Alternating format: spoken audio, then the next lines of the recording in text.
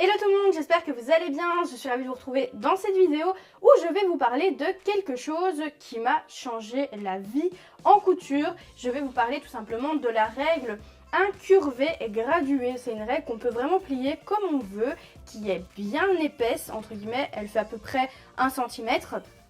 Et honnêtement, je ne m'en passe plus. Soyez bien attentifs, je suis comme ça, on dirait un grand sourire.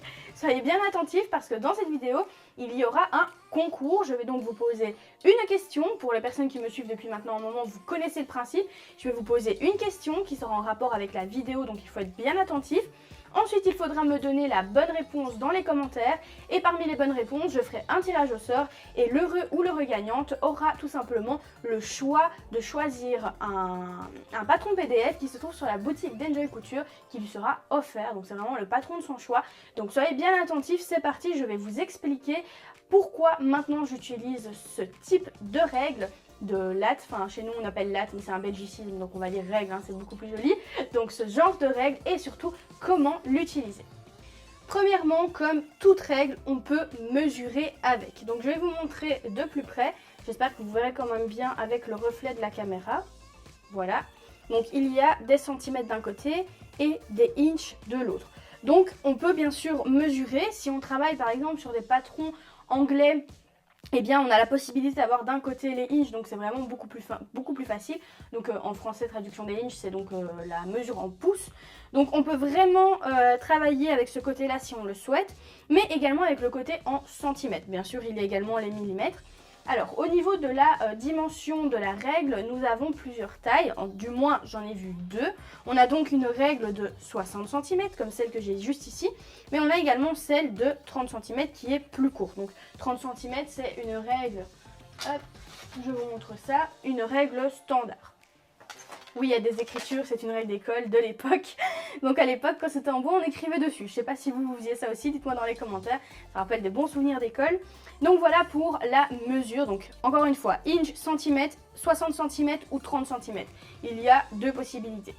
Le fait que la règle soit incurvée, qu'on puisse l'incurver, vous voyez, comme on le souhaite, des ronds, des carrés, peu importe, on peut vraiment y aller comme on le souhaite. Elle se forme comme on veut nous, donc c'est nous qui décidons de la forme. Et bien c'est pas mal parce que si on doit mesurer des encolures, mesurer par exemple des emmanchures, des têtes de manches, peu importe, mesurer des courbes, eh bien c'est vraiment très simple parce que elle va prendre la forme très facilement. Juste après que je vous aurai donné les points de la règle, il n'y en a pas des masses, ne vous inquiétez pas, on passera à la pratique où je vous montrerai comment l'utiliser, mais je vous ferai également un comparatif avec ce mètre ruban parce qu'à l'époque, enfin avant que je connaisse cette règle, personnellement moi j'utilisais le mètre ruban. C'était pas toujours hyper précis. Avec ça, ça l'est beaucoup plus. Donc, je vous montrerai la différence. Alors, ce qu'on peut également faire, c'est quand, par exemple, on fait une forme qu'on va devoir venir appliquer. Donc, par exemple, une applique en forme de cœur, en forme de rond. Eh bien, on veut peut-être la dessiner directement sur le patron pour l'emplacement. Donc, si je veux faire un rond, ben, très facilement, je vais pouvoir le former, tracer à l'intérieur. Le fait que ce soit quand même assez rigide, ça ne va pas bouger. Et donc, c'est vraiment un plus qu'on ne peut pas faire, par exemple, avec ceci. Donc, petit récap, comme je vous le disais, on a des mesures en inch, on a des mesures en centimètres, on a la possibilité d'avoir également la latte en la règle, oh là là, la latte, j'arrête pas de dire la latte, c'est un belgicisme. Ah, purée, la règle en 60 cm ou la règle en 30 cm. Et en plus de ça, elle peut se courber comme on le souhaite, comme on en a envie. C'est vraiment très flexible. C'est génial. Vraiment, c'est génial. On va maintenant passer à la pratique. Je vais vous montrer comment la mettre en place. Alors, imaginons j'ai besoin de mes profondeurs, de mes emmanchures. Donc là, par exemple, je suis sur un patron qui va bientôt sortir. Enfin, ce sera pour fin d'année.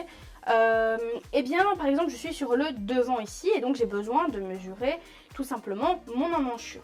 Alors, avant, j'aurais eu tendance à prendre mon mètre ruban, à me positionner comme ceci, à essayer d'être droite au maximum, de bien me mettre sur la ligne. Vous voyez, c'est un peu la galère. Ça bouge en plus.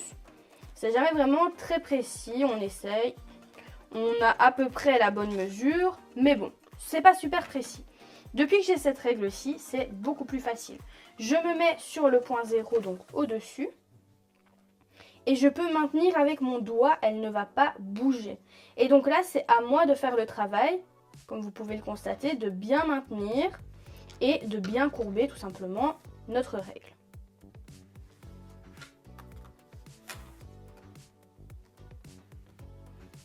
Donc ici c'est fait, je peux regarder, j'ai donc 24 cm et demi pour mon emmanchure devant, je peux reprendre et vous voyez ça ne bouge pas. Donc si je viens remettre ici, je vais pouvoir la remettre correctement, donc sur mon 0. Et mon emmanchure n'a pas bougé, donc je peux la reporter n'importe où si j'en ai envie. Donc ça c'est vraiment génial. Pareil pour l'encolure. Donc l'encolure, hop, je me mets sur mon 0, je me pose et je peux vraiment mesurer, vous voyez, comme ceci. Donc c'est vraiment un outil génial. Je vais vous montrer également par exemple sur une tête de manche, je vais y arriver.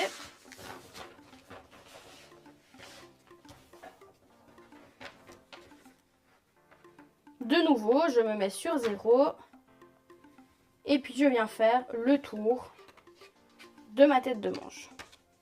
Alors, le fait qu'il y ait 1 cm, faites bien attention quand même de mettre la partie que vous utilisez au niveau de la mesure vers l'extérieur parce que si vous rentrez d'1 cm, vous risquez de ne pas avoir la bonne mesure. Donc là, je me positionne correctement vu que j'avais pris les inches. Et je vais pouvoir, enfin vous avez compris le principe je crois, mesurer toute ma tête de manche. Du coup, alerte concours, la question est la suivante. Quelle mesure, alors quelle unité de mesure pouvons-nous retrouver sur notre règle? Soit réponse A, yards et centimètres, soit réponse B, inch et centimètres. Je vais vous les donner la bonne réponse dans les commentaires et bien sûr je tirerai au sort dans 3 jours pour donner tout simplement le gagnant ou la gagnante qui pourra avoir un patron PDF de son choix sur la boutique Enjoy Couture. Donc voilà, comme vous avez pu le constater, c'est vraiment un article de mercerie super sympa. La vidéo n'est pas très longue, mais je voulais quand même vous partager les points positifs de cette règle, comment je l'utilise et pourquoi, comment ça a pu changer tout simplement ma façon de travailler. Alors pour les personnes qui me suivent également par rapport au vlog, donc dans les vlogs j'avais parlé également d'un autre outil de mesure, c'est donc ce mètre-ci, le mètre Renfo. Je ne vous oublie pas, j'ai eu vraiment beaucoup de boulot ces derniers temps, mais je vais faire une vidéo ou alors je ferai un vlog comme j'avais dit dans mes vlogs précédents sur le sujet. Donc voilà, n'hésitez pas à vous abonner, comme ça vous serez tenu au courant de la vidéo sur ce mètre. En 2 mots, c'est un mètre qui va prendre votre circonférence tout seul. C'est-à-dire que si vous êtes seul chez vous, grâce à ce mètre-là, vous allez pouvoir prendre vos mesures seul, sans personne. Pour revenir à la règle incurvée, donc c'est une règle qui coûte à peu près 4,50 €, donc en moyenne, on va dire que c'est le prix moyen. Vous pouvez bien sûr la trouver moins cher ou plus cher, mais c'est le prix moyen que vous allez retrouver le plus souvent.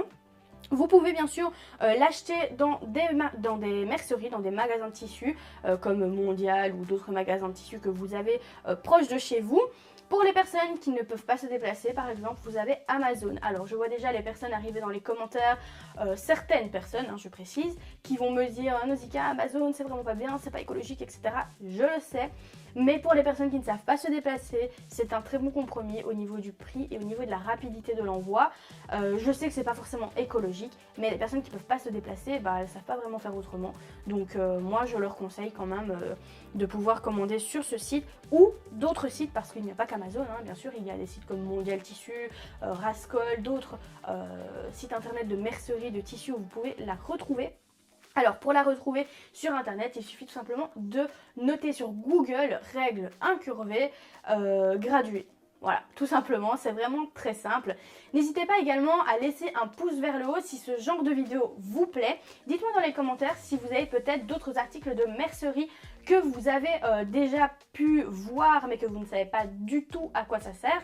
Dites-le moi dans les commentaires, mettez-moi le nom ou alors peut-être envoyez-moi sur Instagram ou Facebook ou par mail, peu importe. Envoyez-moi par exemple des photos, comme ça moi ça me permettra de faire des vidéos sur le sujet et peut-être faire de belles découvertes comme on a déjà pu le faire sur la chaîne avec certaines mercerie.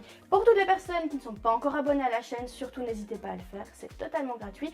Il vous suffit de cliquer sur s'abonner, également de cliquer sur la petite cloche, comme ça vous êtes tenu au courant de toutes les vidéos qui sortent chaque semaine, parce que oui, il y a une vidéo par semaine, le dimanche en majorité, et parfois des vlogs qui viennent s'ajouter en supplément.